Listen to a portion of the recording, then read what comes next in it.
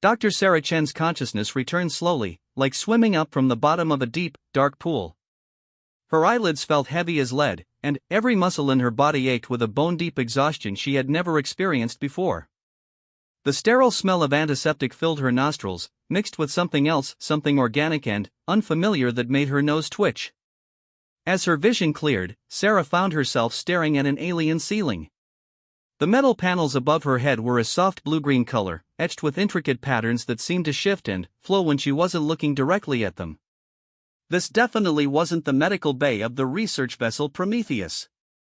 She tried to sit up, but a sharp pain shot through her left shoulder. The movement caused a rustling sound nearby, followed by what could only be described as anxious chittering. Sarah turned her head slowly toward the noise and froze. 3 small alien beings huddled together on a makeshift bed of blankets near her medical cot. They were unlike anything in the xenobiology textbooks. Each creature stood about 3 feet tall, with soft, downy fur that ranged from deep amber to silvery gray. Their large, expressive eyes, easily twice the size of human eyes, watched her with an intensity that was both endearing and unsettling. Their faces were elongated and narrow, with small, button-like noses and mouths that seemed designed for delicate work rather than aggression. The smallest of the 3, covered in fur the color of autumn leaves, made a soft trilling sound and took a tentative step toward her bed. The other 2 immediately flanked it protectively, their ears, which reminded Sarah of a cross between a cat's and a deer's, swiveling to track every sound in the room. "Easy there," Sarah whispered, her voice hoarse and barely audible. The sound of her words caused all 3 aliens to freeze, their eyes widening even further. Then, to her complete amazement, the smallest one began to purr, a sound so similar to an earth cat that Sarah almost smiled despite her confusion. The door to the medical bay hissed open, and a tall, imposing alien entered.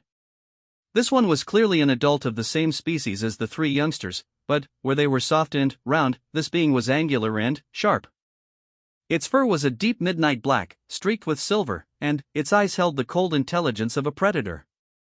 It wore what appeared to be a military uniform, complete with insignia that Sarah couldn't begin to decipher. The adult alien spoke in a series of clicks, whistles, and harmonic tones that somehow conveyed authority and irritation in equal measure. The 3 young ones immediately pressed themselves closer together, the smallest one letting out a distressed whimper. Sarah's xenolinguistics training kicked in automatically. She had spent years studying alien communication patterns, and, while she couldn't understand the words, she could read the body language and emotional undertones clearly enough. The adult was trying to remove the youngsters from the room, and they were refusing to go. "Wait," Sarah said, struggling to sit up despite the pain. The adult alien's attention snapped to her, and she felt the full weight of its predatory gaze. "Please. They're scared." The alien tilted its head, clearly surprised that the human was attempting to communicate. It said something else, this time directed at Sarah, but the meaning was lost on her.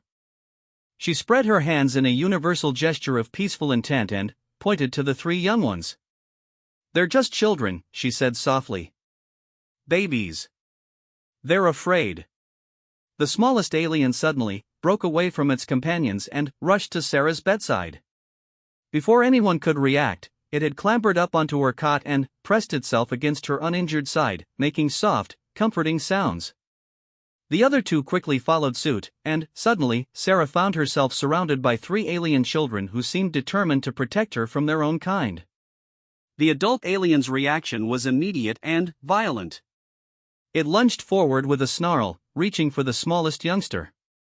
Sarah's protective instincts kicked in without conscious thought. Despite her injuries, she threw herself between the adult and the children, wrapping her arms around all 3 of them. "No," she shouted. "You will not hurt them." The alien stopped short, clearly shocked by the human's defiance. For a moment, the room was silent except for the soft purring of the 3 youngsters, who had buried their faces against Sarah's hospital gown. "I don't know where I am or how I got here," Sarah continued, her voice gaining strength. "But I know children when I see them, and I know fear. These babies are terrified, and I won't let you take them until they're ready to go." The adult alien stepped back, its head tilting in what might have been curiosity. It spoke again, this time in a softer tone, and Sarah caught what sounded like a question.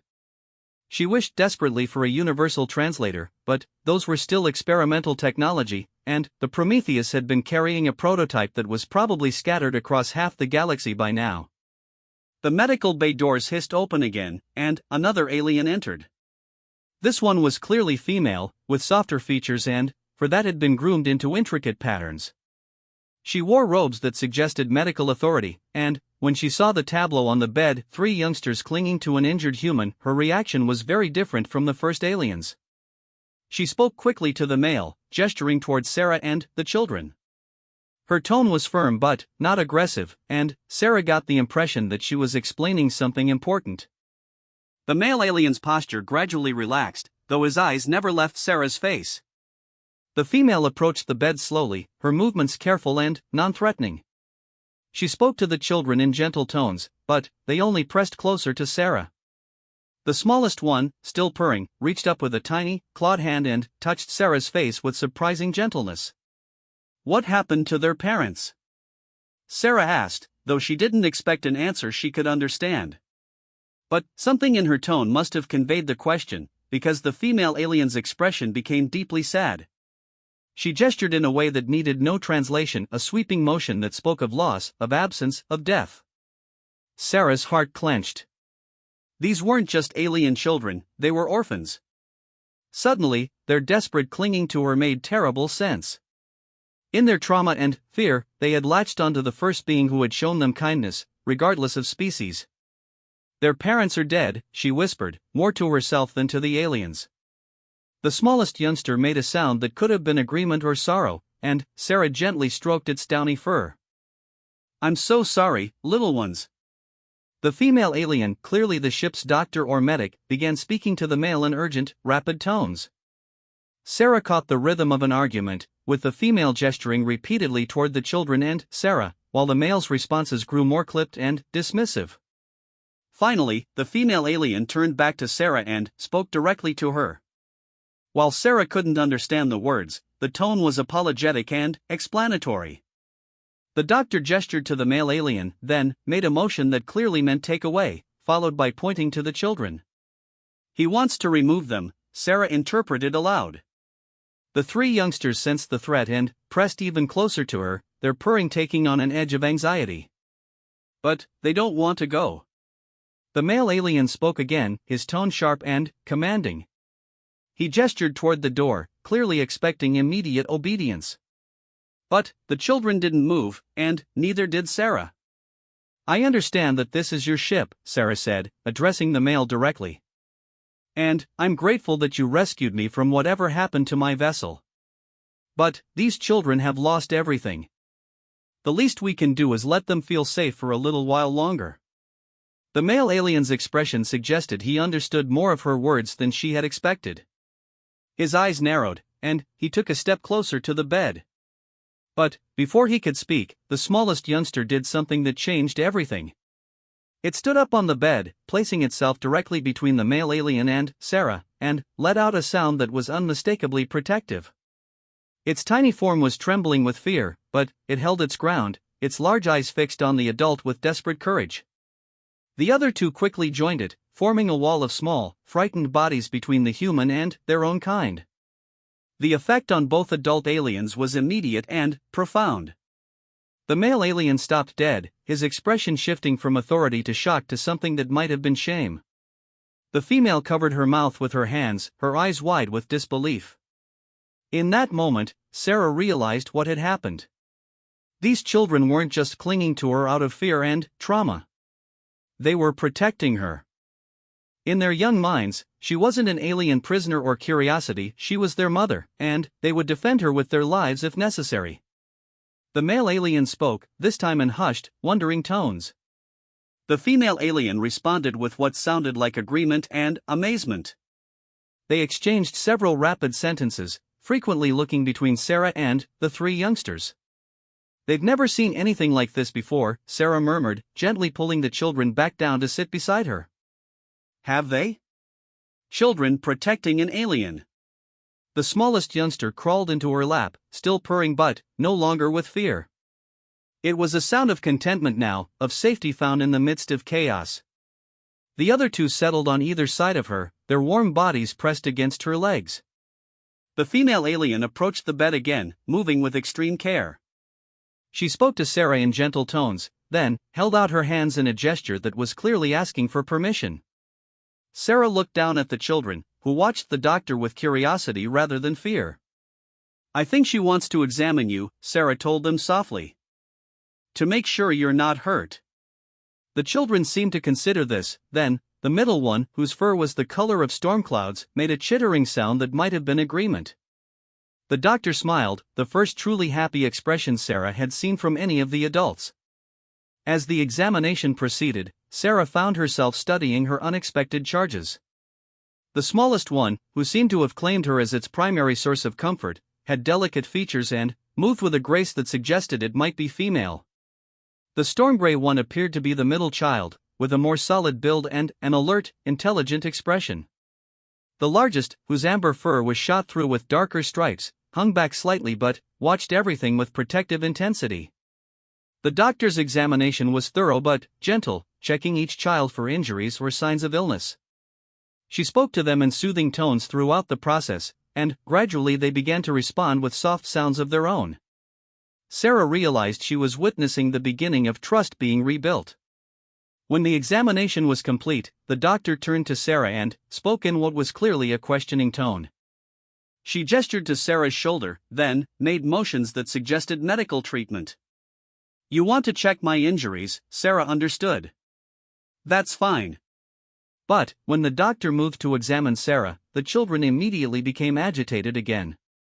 They pressed closer to her, and the smallest one wrapped its tiny arms around her neck with surprising strength. "It's okay," Sarah assured them. "She's a doctor. She needs to make sure I'm not badly hurt." The examination revealed that Sarah had sustained a dislocated shoulder, several bruised ribs, and numerous minor cuts and abrasions. Nothing life-threatening, but painful and limiting. The doctor applied a healing pad to her shoulder, a piece of technology that immediately began to reduce the pain and inflammation. As the doctor worked, the male alien continued to watch from across the room. His expression had changed dramatically since witnessing the children's protective display. Where there had been cold authority before, there was now something resembling respect, tinged with confusion. Finally, he spoke directly to Sarah. His tone was different now, less commanding, more questioning. He gestured to himself, then to the children, then to her, clearly asking for an explanation of what had happened. Sarah took a deep breath, wishing once again for a translator. "I don't know how I got here," she began slowly, hoping her tone would convey meaning even if her words didn't. "The last thing I remember was our ship being attacked. There was an explosion, and I was thrown clear of the bridge." She gestured to the children, who listened to her voice with rapt attention. "When I woke up, they were here. I think maybe they were already here when you found me. Already hurt, already alone." The male alien listened intently, occasionally glancing at the doctor, who provided what seemed to be commentary or translation. When Sarah finished speaking, he was quiet for a long moment. Then, he spoke to the doctor, his tone urgent.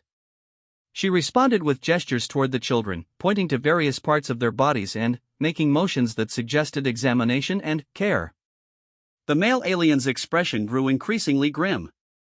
Finally, he turned back to Sarah and spoke a single word that needed no translation: family. Sarah nodded slowly. Yes. Family. They were someone's family. The male alien continued speaking, his voice heavy with what sounded like regret or sorrow. He gestured toward the ceiling, then made a sweeping motion that encompassed the entire ship. The doctor added her own comments, frequently pointing to the children. "You're telling me what happened to their family," Sarah realized. "It was bad, wasn't it?" The smallest youngster made a soft, sad sound and pressed closer to Sarah. She stroked its fur gently, feeling the fragile bones beneath the soft down. Whatever these children had witnessed, it had been traumatic enough to leave them unwilling to trust their own kind. The male alien approached the bed again, but this time his movements were careful and respectful. He spoke to the children in gentle tones, very different from his earlier commanding voice. They listened but didn't move away from Sarah. He tried again, extending one hand toward the smallest youngster in a gesture of peace.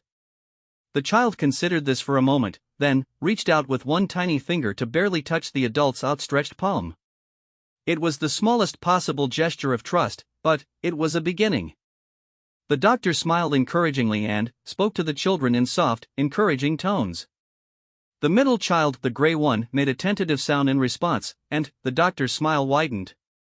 But when the male alien took a step closer, clearly intending to take the children with him, all three immediately scrambled back to Sarah's side. The smallest one began making distressed sounds, while the other two took protective positions. "They're not ready," Sarah said firmly. "I don't know what happened to their family, but these babies have been through trauma. You can't just order them to trust you again." The male alien's frustration was evident, but so was his growing understanding. He spoke to the doctor, who nodded and responded at length. Their conversation continued for several minutes, with occasional glances toward Sarah and the children. Finally, the doctor approached the bed and spoke directly to Sarah. Her tone was explanatory, and she accompanied her words with careful gestures. She pointed to the children, then to Sarah, then made a complex series of motions that seemed to indicate time passing. "You want them to stay with me," Sarah interpreted. "At least for now." The doctor nodded enthusiastically and spoke to the male alien, who looked less pleased but didn't argue. He said something sharp and short, then turned and left the medical bay without another word. The doctor watched him go, then turned back to Sarah with what could only be described as an apologetic expression. She spoke in gentle tones, gesturing around the medical bay and then toward the door. "You're sorry about him," Sarah understood. "And you're trying to tell me what's going to happen next." The doctor continued speaking, her gestures becoming more elaborate. She pointed to herself, then to the medical bay, then made motions that suggested regular intervals. She was explaining her schedule, Sarah realized, when she would return to check on them. "You're telling me you'll be back to check on us regularly," Sarah said. "Thank you." The doctor smiled and spoke to the children, who had been watching this exchange with great interest. The gray one made a soft sound in response, and the doctor's smile widened with obvious delight. Before she left, the doctor activated several devices around the medical bay. Lights began to glow softly, and Sarah felt the temperature adjust to something more comfortable. A wall panel slid open to reveal what appeared to be food and water dispensers, and another revealed a small hygiene station. As the doctor prepared to leave, the smallest youngster suddenly scrambled off the bed and rushed to her. The doctor froze, clearly surprised, as the small being reached up and briefly touched her hand. Then, it scurried back to Sarah's side, leaving the doctor standing with tears in her large, expressive eyes. She spoke a few soft words to Sarah, bowed slightly, and left them alone. The medical bay fell quiet except for the gentle humming of life support systems and the soft purring of the three youngsters. Sarah looked down at her unexpected charges, feeling the weight of responsibility settling on her shoulders. "Well," she said softly, "I suppose we should get to know each other properly." The smallest one looked up at her with those enormous eyes, and Sarah felt her heart melt a little more. Whatever had happened to bring them all together, whatever lay ahead, she knew one thing with absolute certainty: she would protect these children with her life.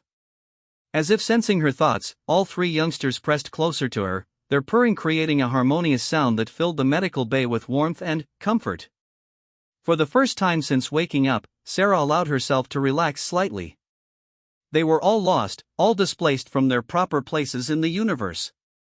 But they had found each other, and, for now, that would have to be enough.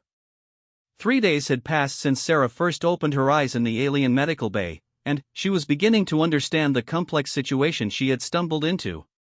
The children, for she had no doubt now that they were children, despite being of an alien species, had not left her side for more than a few minutes at a time. She had given them names, since their actual names were impossible for her human tongue to pronounce. The smallest, with autumn-colored fur, she called Amber. The middle child, Storm Gray and Alert, became Storm. The largest, with amber fur striped with dark bands, she named Stripe. They seemed to understand that these were their names in her language, and they responded to them with increasing familiarity. Dr. Kess, as the alien physician had indicated her name through patient repetition, visited them regularly. Each day, she seemed more amazed by the bond between Sarah and the children. Through careful observation and basic gesturing, Sarah had begun to understand fragments of their language. More importantly, she was learning to read their emotions and body language. What she learned made her heart ache. The children were not just orphans. They were survivors of something far worse than a simple accident. Their parents hadn't just died, they had been killed, along with the entire crew of their ship, in what appeared to be a brutal attack. The three young ones had hidden in a maintenance shaft for days before being found by the ship. Sarah was now aboard. When the rescue team had discovered them, they were barely alive, dehydrated, traumatized, and completely unresponsive to adult aliens of their own species. They had been brought to the medical bay in a state of near catatonic shock, refusing food, refusing comfort, refusing even basic medical care. Then, Sarah had awakened in the same medical bay. The children's reaction to her had been immediate and inexplicable. Within minutes of her regaining consciousness, they had emerged from their traumatized state and attached themselves to her with desperate intensity. Dr. Kess had explained, through patient gesturing and simple drawings, that it was unprecedented. Never in their recorded history had young ones of their species, called Villani, bonded with an alien. The male alien who had initially tried to remove the children was Commander Radheck, the ship's second-in-command. He had returned twice since that first confrontation, and, each time, his attitude towards Sarah had grown more respectful.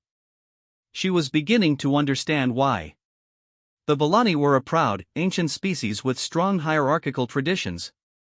Children were expected to obey their elders without question, and the idea of young ones protecting an alien from adult authority was not just unprecedented, it was revolutionary.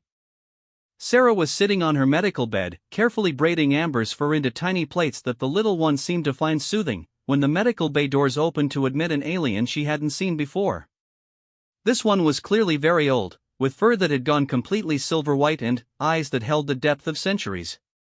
The newcomer wore robes that were far more elaborate than Dr. Kess's medical garments or Commander Radheck's military uniform. All three children immediately pressed closer to Sarah, but their reaction was different this time. Instead of fear, they showed deep respect tinged with uncertainty. Amber made a sound that was almost like a whisper, while Storm and Stripe lowered their heads slightly. Elder, Storm said clearly, the first actual word in their language that Sarah had been able to understand. The elderly alien, clearly an elder of significant importance, approached slowly. When it spoke, its voice was like music, with harmonics and undertones that seemed to resonate in Sarah's bones. The words were completely incomprehensible to her, but the tone was gentle and questioning. Dr. Kess entered behind the elder, looking nervous. She spoke rapidly in their musical language, frequently gesturing towards Sarah and the children. The elder listened intently, occasionally asking what sounded like questions. Finally, the elder addressed Sarah directly. Its voice was kind but held unmistakable authority. "I'm sorry," Sarah said, spreading her hands apologetically. "I don't understand your language yet. But I can tell you're someone very important." The elder tilted its head, studying her with those ancient eyes. Then, it did something that shocked everyone in the room. It began to speak in heavily accented but recognizable English. "You are Sarah Chen," it said slowly, each word carefully pronounced. "Human, xenobiologist, from Earth vessel. Prometheus." Sarah's mouth fell open. "You speak English? How is that possible?" The elder's expression might have been a smile. "We have studied your species for many cycles. Few of us learn your primitive tongue. But some find it useful." "Primitive?" Sarah would have been offended if not for the gentle amusement in the elder's voice. "All languages are primitive compared to Song of the Stars," the elder replied. "But your English has certain efficiency. Useful for basic concepts." Amber made a soft sound and pressed against Sarah's side. The elder's attention focused on her with laser intensity. "The young ones have claimed you," the elder observed. "This is unprecedented. Dr. Kess tells me they protect you from adults of their own kind. They're traumatized, Sarah said, instinctively placing a protective hand on Amber's head. They watched their family die. They're just scared and confused. The elder shook its head slowly. No. Not confused. The young ones see something in you that we do not understand. Something that calls to ancient instincts. I don't understand what you mean. The elder moved closer, its movements careful and respectful. When it spoke to the children in their own language, they actually responded for the first time to an adult of their species since their rescue. The conversation was soft and musical, with the children's higher voices weaving harmony around the elder's deeper tones. I asked them about you, the elder explained to Sarah. About what they see when they look at you. What did they say? The elder was quiet for a long moment. When it spoke again, its voice held wonder and confusion in equal measure. They say, you are the song mother.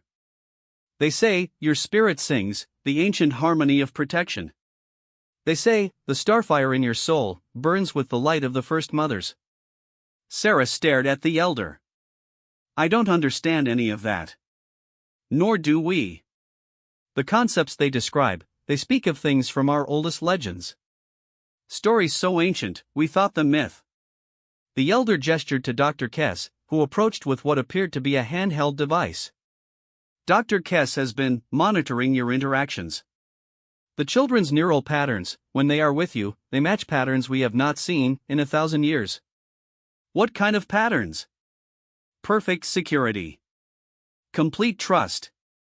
The kind of bonding that our ancestors described, between young ones and the legendary mothers who could sing the very stars into new configurations. The device Dr. Kess held projected a holographic display showing brain scan patterns. Even without understanding the alien neurology, Sarah could see the difference between the chaotic, stressed patterns labeled before and the calm, rhythmic waves labeled with human. Their stress hormones, completely normalized, Dr. Kess added in broken English. Fear responses, inactive. Healing accelerated. Is impossible. But happening. Strike made a questioning sound and reached toward the hologram with one clawed finger. Dr. Kess smiled and adjusted the display, showing what appeared to be the children's brainwaves in real time. All three patterns were synchronized, pulsing in harmony with each other, and Sarah realized with shock, with her own heartbeat. They're matching my biorhythms? More than matching, the elder said gravely. They are harmonizing. Creating a neural resonance that we have never observed. You are not just caring for them. You are healing them. At a cellular level. Sarah looked down at the three small beings pressed against her, feeling the weight of responsibility grow even heavier. But I don't know how. I'm not doing anything special. I'm just being kind to them. Perhaps, the elder said slowly, kindness is the special thing. Our people, we have forgotten much in our pursuit of advancement. We have forgotten the simple power of unconditional protection. Commander Ratheck chose that moment to enter the medical bay. He saw the elder and immediately performed what was clearly a formal bow. They spoke rapidly in their musical language, with Commander Ratheck's tone becoming increasingly agitated. The commander is concerned, the elder explained to Sarah. The ship's council has been debating your presence. And the children's attachment to you. What kind of debating? The elder's expression became troubled. Some believe you are dangerous. That your influence over the children is unnatural. They fear you are somehow controlling their minds. Sarah felt a chill of fear. And what do you believe? I believe, the elder said carefully, that you are the most important thing that has happened to these children since their family died. But I also believe that others will not understand this. They will see only an alien exercising unexplained influence over Volani young ones. Commander Ratheck spoke again, his tone urgent.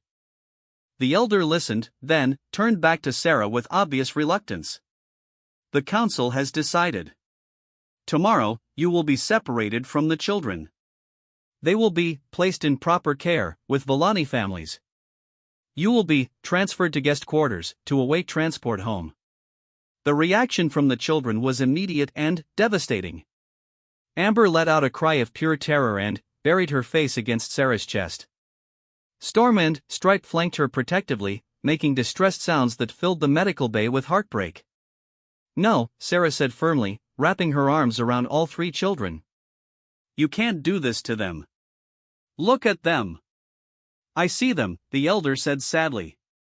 But the council has made its decision. They believe separation will force the children to bond properly with their own kind. They're not ready, Sarah insisted. Forced separation will re-traumatize them. Any human child psychologist could tell you that. Commander Ratheck spoke sharply to the elder, who responded with what sounded like firm disagreement. Their conversation became heated, with Dr. Kess occasionally interjecting what appeared to be medical opinions. The commander says the children must learn to trust their own people. That depending on an alien is unhealthy for their development. And what does Dr. Kess say?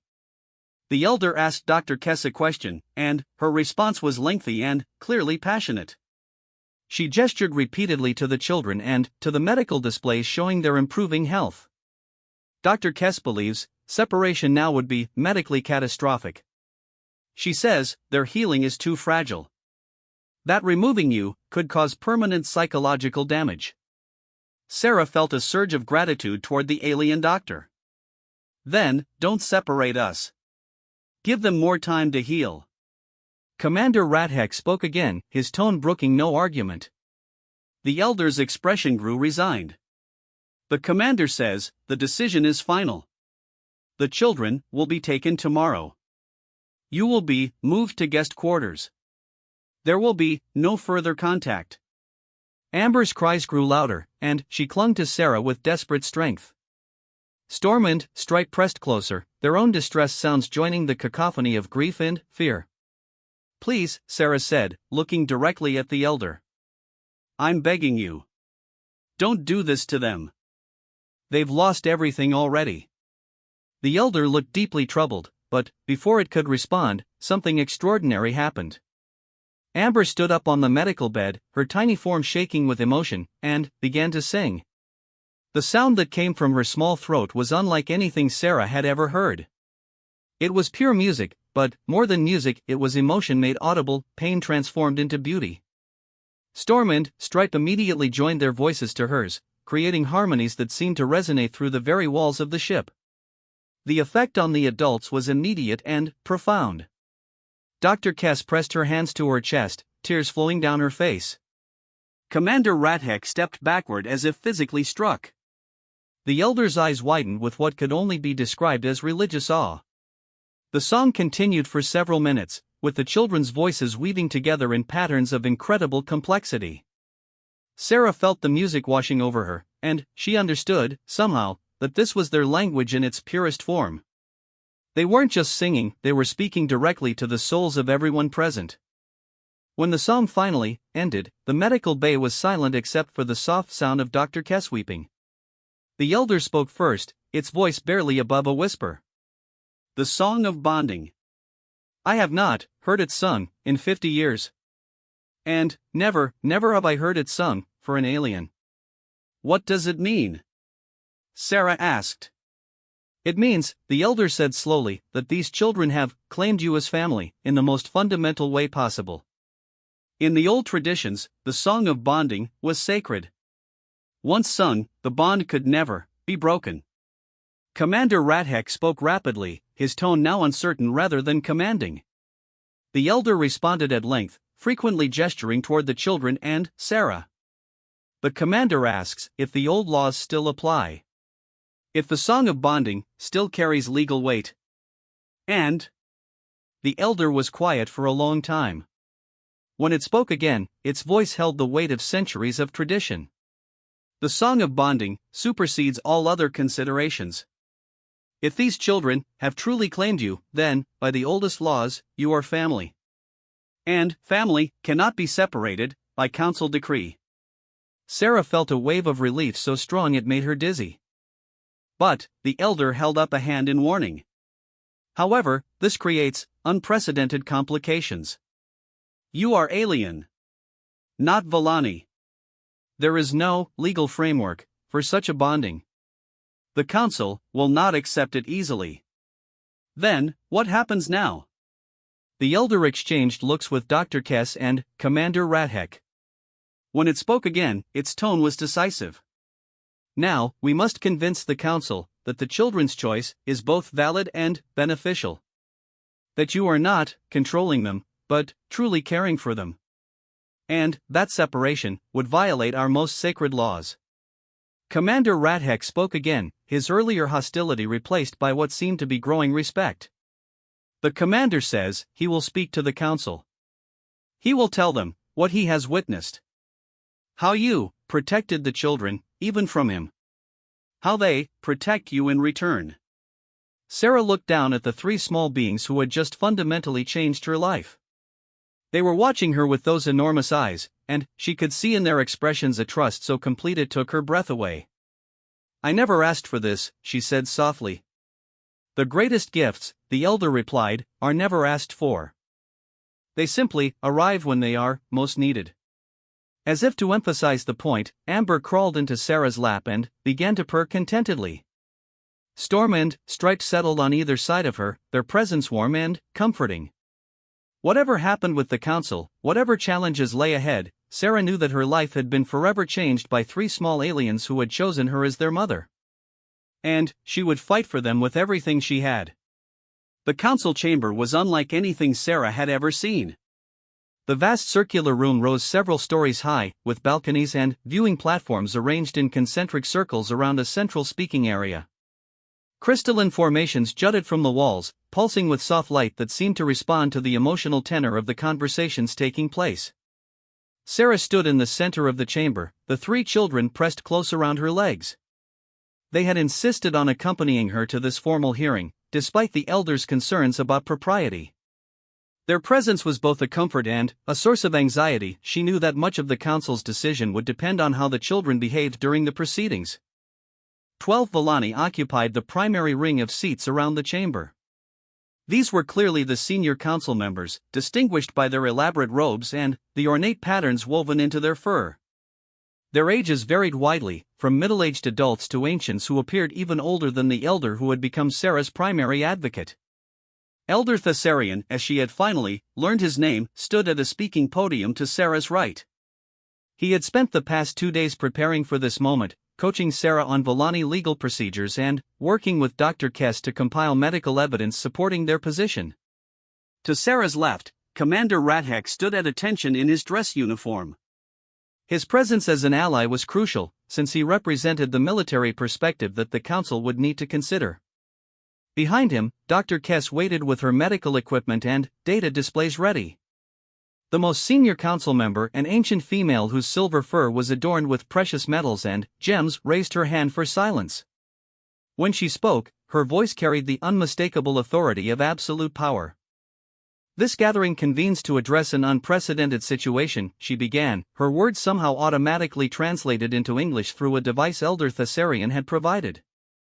The human xenobiologist Sarah Chen stands accused of exerting unnatural influence over 3 Volani younglings. These younglings have formed an attachment to the alien that defies all understanding and precedent.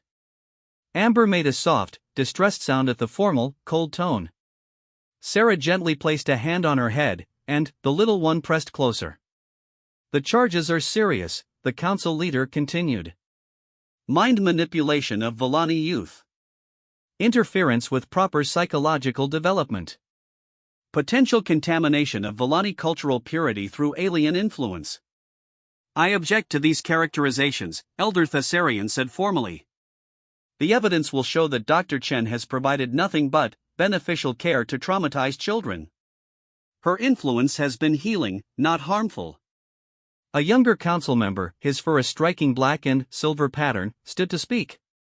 The children's attachment is unnatural. No Volani young has ever bonded with an alien. This suggests either manipulation or some form of mental contamination.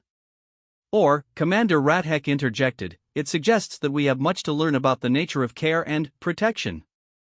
I have observed these children with Dr. Chen for 5 days. Their behavior shows no signs of manipulation or coercion. The council leader gestured toward Sarah. The human may speak in her own defense. Sarah took a deep breath, acutely aware that the children's future, and possibly her own life, depended on her words. Honored council members, I never sought to influence these children. When I awakened in your medical bay, they were already traumatized and withdrawn. I simply treated them with the same kindness I would show any injured child of my own species. And yet they bonded with you exclusively, the Black and Silver council member pressed. They reject the care of their own kind. How do you explain this? Before Sarah could answer, Storm stepped forward. The middle child looked up at the council with those enormous eyes and spoke in clear, formal Villani. She didn't make us love her. We chose to love her. The translation device conveyed the simple statement, but the impact on the council was profound. Several members leaned forward in obvious surprise. Children of Storm's age rarely spoke in formal council proceedings, and never with such clear conviction. Young one, the council leader said gently, you have suffered great trauma. Your judgment may be affected by your experiences. Stripe moved to stand beside Storm, his larger frame protective but non-threatening. Our judgment is clear. She saved us. How did she save you? Another council member asked. You were already rescued when she awakened. Amber, the smallest and most timid, surprised everyone by stepping forward to join her siblings. Her voice was soft but carried clearly through the chamber. She saved our hearts. Before her, we were dead inside. She made us alive again. The chamber fell silent. Even the crystalline formations seemed to dim their pulsing light. Dr. Kess chose this moment to activate her medical displays, projecting holographic brain scans above the central speaking area. If I may present medical evidence, she said formally. These scans show the children's neural patterns before and after contact with Dr. Chen. The before scans were chaotic, showing the irregular patterns typical of severe trauma. The after scans displayed the calm, synchronized rhythms the council had already been briefed about. The improvement is not gradual, Dr. Kess explained. It was immediate and profound. Within minutes of Dr. Chen awakening, the children's stress responses normalized. Their healing accelerated. Their psychological trauma began to resolve. This rapid change supports the theory of unnatural influence, the Black and Silver council member argued. Normal healing does not occur so quickly. Normal healing, Elder Thessarian said, stepping forward, requires normal circumstances. These children were not responding to any traditional treatments. They were catatonic, refusing food, rejecting all comfort. Dr. Chen's presence accomplished what days of our best medical care could not. An older council member who had remained silent thus far raised his hand to speak. The children sang the song of bonding. This has not occurred in 50 years. Can we simply ignore the implications? The song of bonding was sung for a member of our own species, another member countered. Its application to an alien has no precedent. Perhaps, the council leader said thoughtfully, we should ask the children to explain their choice. Young ones, why did you sing the song of bonding for the human? The three children looked at each other, some silent communication passing between them. Then, Storm spoke for all of them. Because she is our mother now. Not the mother who birthed us, but the mother who chose us. When our birth parents died, we thought we would die too. Our hearts were broken. But she fixed our hearts with her caring. She doesn't even understand our language properly, the Black and Silver council member pointed out. How can she provide proper cultural guidance? Language is not just words, Stripe replied with wisdom beyond his years. Her language is kindness. Her language is protection. Her language is love without conditions.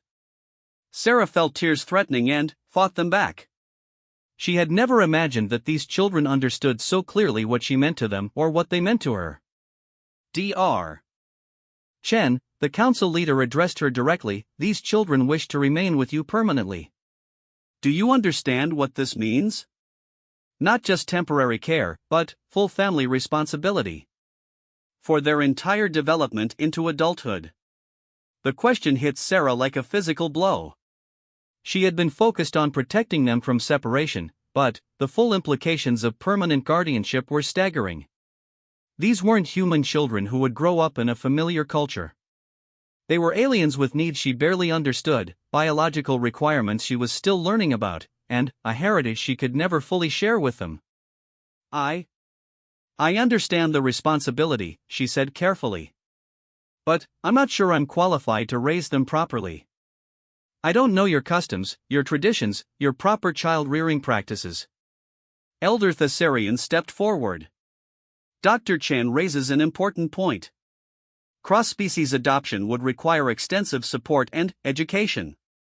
She would need advisors, tutors, cultural guides. The resources required would be enormous, another council member observed. And what of her own people? Surely Earth expects her return. Sarah's heart sank. She hadn't considered this aspect. Earth did expect her return. She had family there, a career, a life that others were counting on her to resume. I have responsibilities on Earth, she admitted. People who depend on me. Research that I'm in the middle of. Amber made a small, distressed sound and pressed closer to Sarah's leg. The little one seemed to understand that Sarah was considering leaving them. But, Sarah continued, her voice growing stronger, I also have responsibilities here. To 3 children who have already lost one family. I won't abandon them. The Black and Silver Council members seized on this. You see? She admits she cannot fully commit. These children need stable, permanent care from those who understand their needs. And where would you provide this care? Commander Rathek asked pointedly. Which Volani families have volunteered to take 3 traumatized orphans who have rejected all previous placement attempts? The question hung in the air unanswered. Finally, a middle-aged council member spoke reluctantly. There have been difficulties finding suitable placements. The children's trauma and their rejection of Volani caregivers has complicated the process. How many families have tried to care for them? Sarah asked. Dr. Kess checked her records. 17 families volunteered initially. After attempted placements, the number has diminished. Meaning? Meaning, Elder Thessarian said gently, that most families found the children too difficult to manage. Their trauma responses, their refusal to eat, their constant distress, it overwhelmed even experienced caregivers. Sarah looked down at the 3 small beings pressed against her legs. The idea that 17 families had given up on them made her chest tight with anger and protective fury. They're not difficult, she said firmly. They're hurting. There's a difference. Yet you have no training in child psychology, the Black and Silver Council member pressed. No experience with Volani development. How can you claim to understand their needs better than trained caregivers of their own species? Before Sarah could answer, something extraordinary happened. Amber stepped away from Sarah's legs and walked to the center of the speaking area. The tiny child looked up at the assembled council with heartbreaking dignity. May I tell you about the 17 families? She asked formally. The council leader looked surprised but nodded permission. The first family gave us back after 2 days because we wouldn't eat their food. The second family gave us back after 3 days because we cried at night. The third family kept us for a week, but they got angry when we wouldn't play with their other children. Amber's voice remained steady, but Sarah could see the pain in her small frame. The 5th family said we were broken and couldn't be fixed. The 8th family said we were too much trouble. The 12th family said we weren't grateful enough for their kindness. The chamber had gone completely silent. Even the light crystals had stopped pulsing.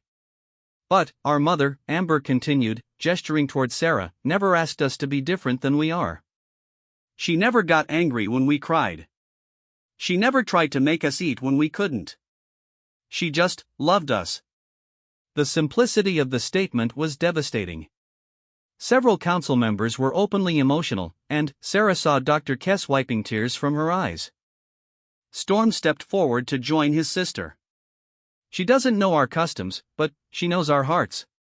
She doesn't speak our language perfectly, but she understands when we're scared. She can't give us our birth parents back, but she can give us a new family." Stripe completed the trio, his voice firm and protective. "We don't need someone who knows everything about being Volani.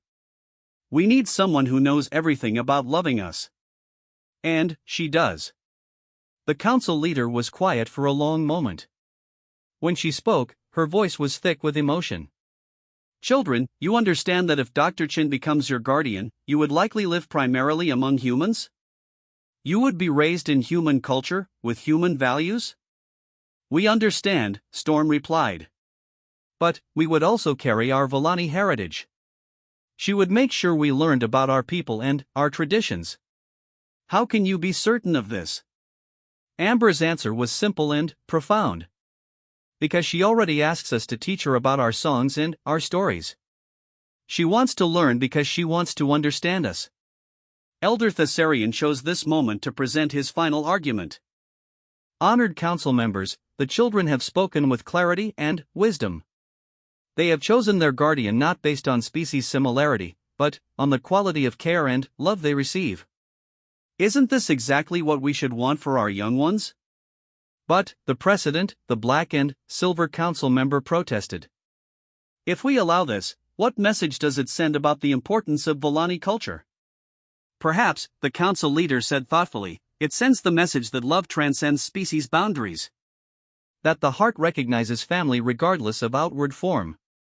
Commander Rathek stepped forward.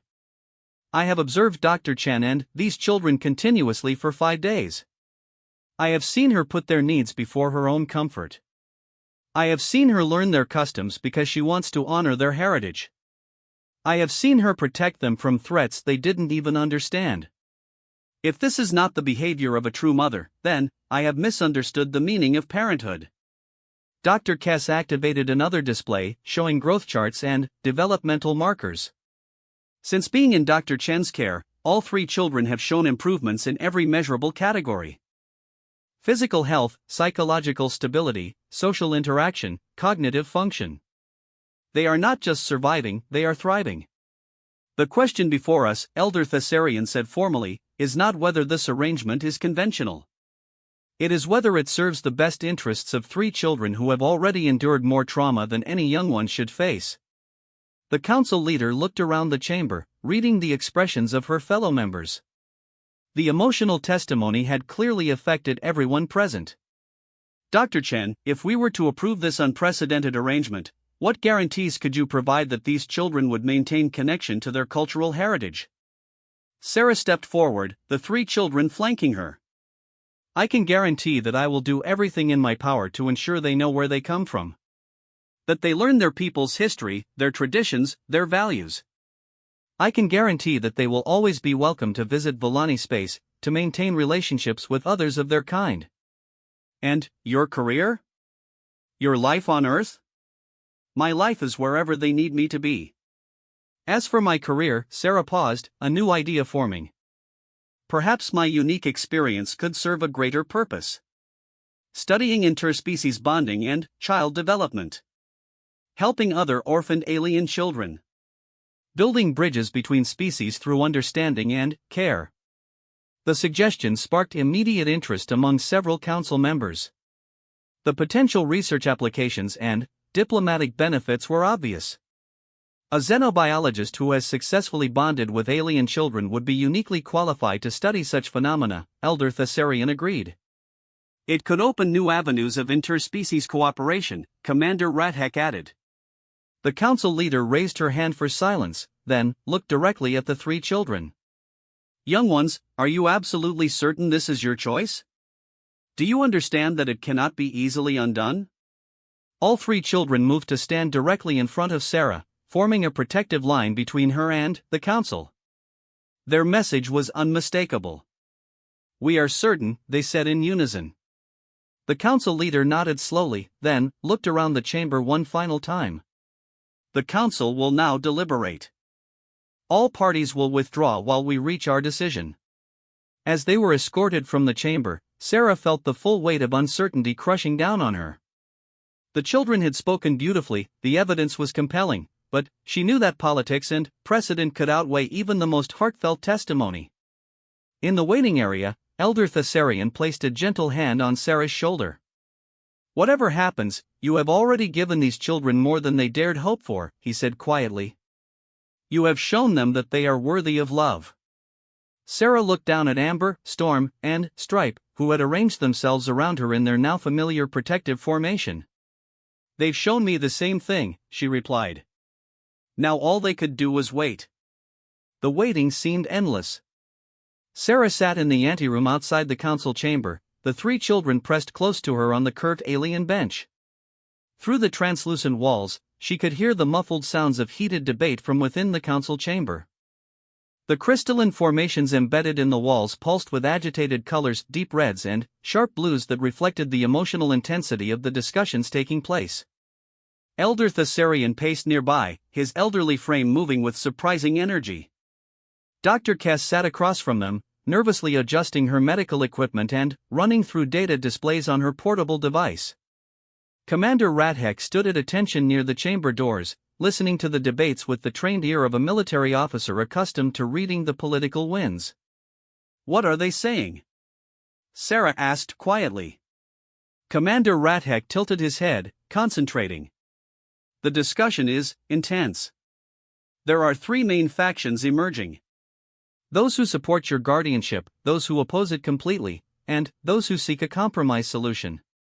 "What kind of compromise?" "Supervised visits. Shared custody with Villani families. Gradual separation to encourage proper species bonding." His expression suggested he didn't think much of these alternatives. "They don't understand that the children's trauma makes such approaches harmful rather than helpful." Amber made a soft, worried sound and pressed closer to Sarah's side. The little one had been increasingly anxious as the debate stretched on, as if she could sense that her future hung in the balance. "It's going to be all right," Sarah whispered, stroking Amber's soft fur. "Whatever happens, we'll face it together." Storm looked up at her with those enormous eyes. "Do you promise?" The question broke Sarah's heart. How could she promise anything when she had no control over the situation? But, looking down at three small faces filled with trust and hope, she found herself nodding.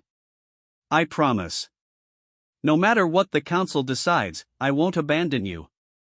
We'll find a way to stay together." Stripe reached over and took her hand with his small, clawed fingers. "We know. You're not like the others who tried to care for us. You don't give up when things get difficult." The chamber doors opened suddenly, and a young Villani aide emerged. The aide spoke briefly with Commander Rathek, who translated for the others. "They're calling us back. The council has reached a decision." Sarah's heart hammered as they returned to the vast circular chamber. The 12 council members sat in their elevated positions, their expressions unreadable. The wall crystals had settled into a neutral blue-white glow, giving no hints about the emotional tenor of the decision. The council leader stood as they entered, her ornate robes rustling with the movement. When she spoke, her voice carried the weight of formal pronouncement. "The council has deliberated extensively on this unprecedented matter. We have weighed the testimony of all parties, considered the medical evidence, and examined the legal precedents or lack thereof that apply to this situation." Sarah felt the children press closer to her legs. Amber was trembling slightly, and Sarah placed a reassuring hand on her head. "The question before us is not simply whether to allow this arrangement, but whether to establish a new precedent that could fundamentally change how our society views family, guardianship, and interspecies relationships." The council leader paused, her ancient eyes moving over each person in the central speaking area. "We have heard the children speak with remarkable clarity about their needs and desires. We have seen medical evidence of their improvement under Dr. Chen's care. We have witnessed the depth of their bond with her, and her commitment to their welfare." Another pause. Sarah felt like she might collapse from the tension. "However, we have also heard legitimate concerns about cultural preservation, proper child development, and the wisdom of establishing precedents that could have far-reaching consequences." The black and silver council member who had opposed the arrangement shifted forward slightly, and Sarah's heart sank. After extensive deliberation, the council leader continued, the council has reached a decision by a margin of 7 votes to 5. 7 to 5. It could go either way. The motion to grant Dr. Sarah Chin guardianship of the 3 Volani younglings is approved. Sarah's knees nearly buckled with relief. The children made soft sounds of joy and pressed even closer to her. But the council leader raised her hand for continued silence. However, this approval comes with specific conditions and requirements that must be met. Sarah's relief turned to apprehension. What kind of conditions? First, Dr. Chen will serve as primary guardian, but the children will spend a minimum of 3 months each year in Volani space, participating in cultural education and maintaining connections with their heritage. That seemed reasonable. Sarah nodded her understanding. Second, Dr. Chen will work with designated Volani cultural advisors to ensure the children receive proper education in their people's history, traditions, and values. Also reasonable. Sarah wanted them to know where they came from. Third, the arrangement will be reviewed annually for the first 5 years, with the option for modification if circumstances change or problems arise. Sarah could live with oversight, especially if it meant the children's welfare was being monitored. Fourth, Dr. Chen will relocate to the Joint Research Station at Kepler Base, where she will establish a new department studying interspecies child development and trauma recovery. This was unexpected, but not unwelcome. Kepler Base was a neutral facility operated jointly by several species, including humans. It would provide the perfect environment for the kind of cross-cultural family they were becoming. Fifth, the children's biological heritage will be preserved through genetic records and medical monitoring, ensuring their health needs are properly met as they develop. Dr. Kess stepped forward. I volunteer to serve as their primary physician and genetic counselor. The council leader nodded approvingly. Dr. Kess's offer is accepted. Sixth and, finally, this arrangement is being granted as a special exception based on the unique circumstances of these particular children. It does not automatically establish precedent for future interspecies adoptions, though it may inform future decisions. Sarah understood. They were approving her specific situation without opening the floodgates for anyone who might want to adopt alien children. Dr. Chen, do you accept these conditions? I accept them completely and gratefully, Sarah replied. Thank you for giving us this chance. The council leader's stern expression softened slightly. The children's testimony was compelling. Their obvious love for you, and your obvious dedication to them, convinced even some of the most skeptical members that this arrangement serves their best interests. Amber suddenly broke away from Sarah's side and ran to the center of the speaking area. The little one looked up at the council with tears streaming down her furry face. Thank you, she said in clear, formal Volani. Thank you for letting us stay with our mother. The effect was immediate and profound. Several council members were visibly moved, and even the black and silver member who had opposed the arrangement seemed affected. Storm and Stripe joined their sister, bowing formally to the council. We will honor our heritage, Storm promised. We will learn about our people and carry their traditions forward. We will make you proud of us, Stripe added. And we will make our new mother proud of us too. The council leader smiled, the first genuine smile Sarah had seen from any of the senior officials. Young ones, you have already made us proud. Your courage in speaking for what you needed, your loyalty to each other and to Dr. Chen, your wisdom in understanding what true family means, these are the best qualities of our people. Elder Thessarian stepped forward. If I may, honored council leader, I would like to volunteer to serve as cultural advisor for the children's Volani education. Your offer is accepted with gratitude, Elder Thessarian. Commander Rathek also stepped forward. The military stands ready to provide transportation and security for the family's relocation to Kepler Base. Also accepted. Is there other business related to this matter? Dr. Kess activated one final display. I would like to present a proposal for a broader research initiative. Dr. Chen's success with these children suggests there may be other orphaned or traumatized alien young who could benefit from similar cross-species care arrangements. The data showed preliminary research indicating that several species had children in similar circumstances, orphaned by conflicts, traumatized by disasters, unable to bond with traditional caregivers. This could become a model for interspecies humanitarian cooperation, Dr. Kess continued. Not adoption, necessarily, but therapeutic care that crosses species boundaries. The council leader looked interested. Prepare a full proposal for future consideration. If Dr. Chen's arrangement proves successful, we may indeed wish to explore broader applications. Sarah felt a surge of excitement. The idea of helping other children like her of turning her unique experience into something that could benefit others, felt like the perfect way to honor what she'd learned. The formal ceremony will take place in 3 days, the council leader announced. Dr. Chen will officially become guardian to Amber, Storm, and Stripe, their chosen names in her language, which we accept as their informal designations alongside their formal Volani names. The children beamed at hearing their chosen names spoken officially. Until the ceremony, you will remain in your current quarters under Dr. Kess's care. After the ceremony, transport to Kepler base will be arranged.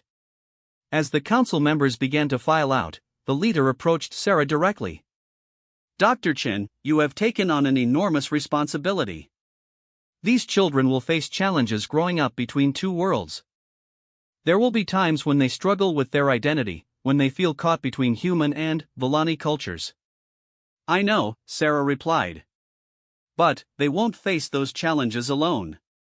No, they won't. And perhaps that's what will make all the difference. The council leader looked down at the 3 children, who were chattering excitedly in their musical language while staying close to Sarah's side. They are fortunate to have found you, Dr. Chen.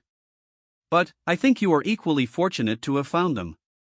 Sarah looked down at Amber, Storm, and Stripe, her children now, in every way that mattered.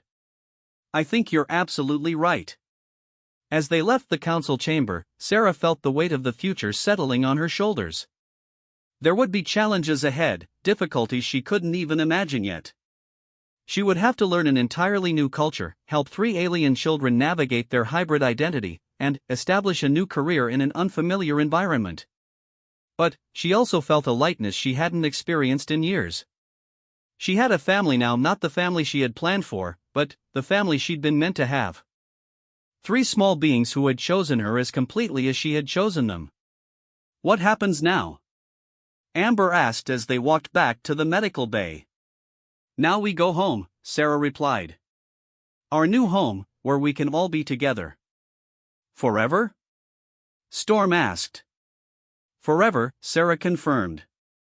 And, for the first time since waking up in an alien medical bay, she felt like she truly knew where she belonged. 2 years later, Dr. Sarah Chen stood at the observation deck of Kepler Station, watching a small Volani transport ship dock at the main bay. Her heart raced with excitement and nervous anticipation. Today was the day that Elder Thessarian would arrive for his annual assessment of the children's cultural education, and she wanted everything to be perfect. Mom, they're here. Amber's voice called from behind her. The 9-year-old came running across the observation deck, her autumn-colored fur now glossy with health and her eyes bright with intelligence. She had grown considerably over the past 2 years, but she still loved to curl up in Sarah's lap when she was tired or upset.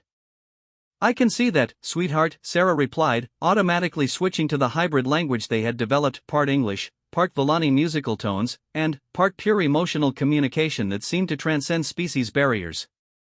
Are your brothers ready? Storm is reviewing his history notes again, Amber reported with the fond exasperation of a little sister. And Stripe is practicing his formal greeting songs. Sarah smiled.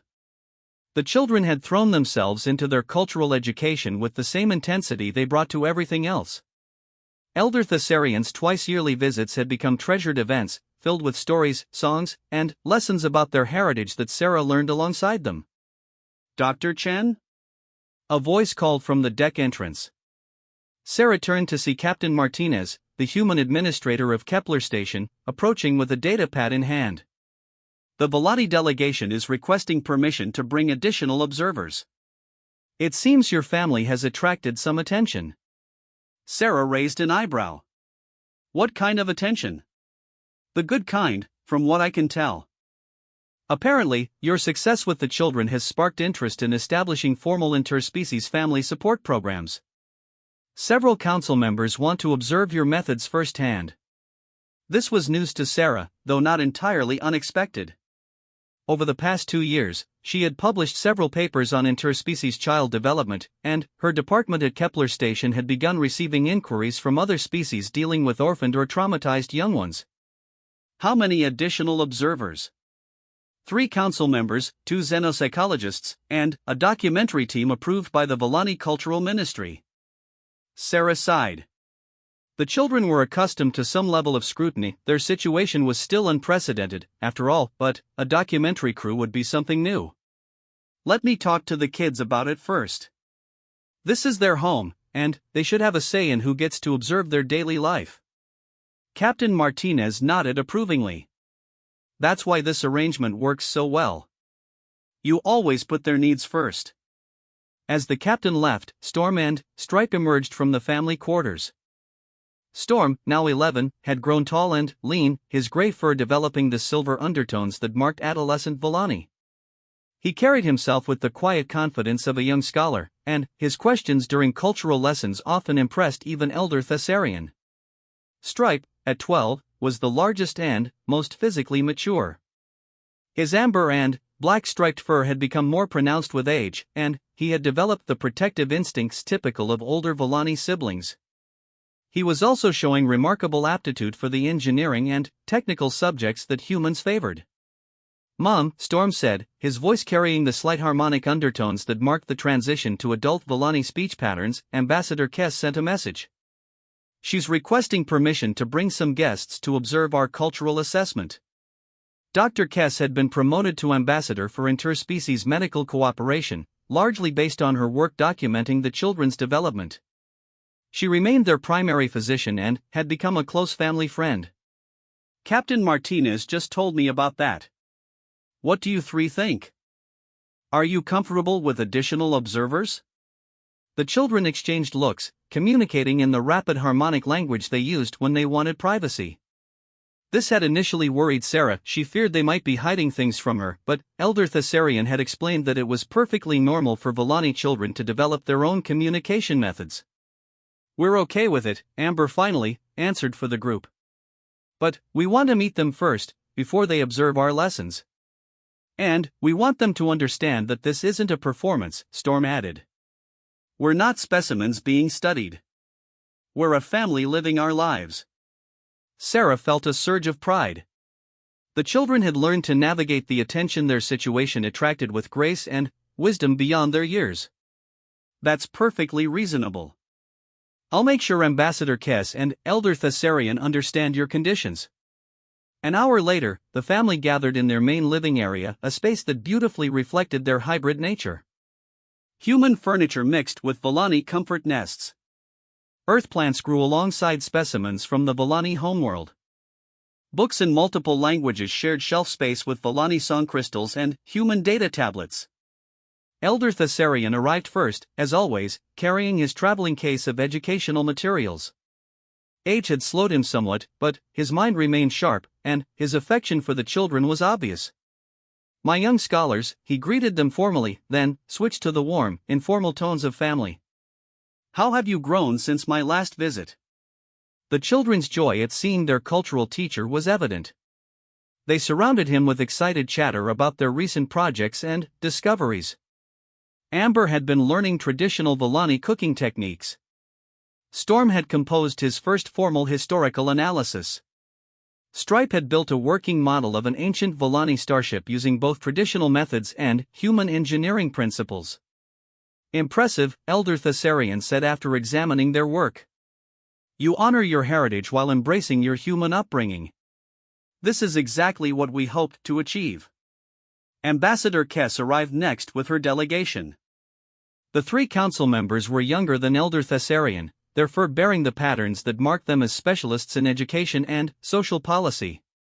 The xenopsychologists, 1 human, 1 from the insectoid Thrix species, carried recording equipment for their research. The documentary team was small and discreet, a single cameraman and a narrator, both Volani, who had been specifically chosen for their sensitivity to family privacy.